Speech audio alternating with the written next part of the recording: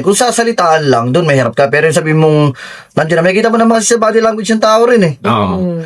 Kung ano yung pwedeng iutos niya sa'yo, kung anong kahit di mo siya naintindihan, sa senyas lang ba, malalaman mo rin sa kanya. Eh, pag sumimangot yan, ibig sabihin ng galit yun. Alis ka na. Lahat nilang Pilipino kasi always smile daw. So, Ay, nagagalit naman nakangiti pa rin, no? So kasi, yun, hanggat kaya mong magtimpi, mag-itimpi ka eh. Oo. Hindi ka naman kasi, di mo naman bansa to eh. oo.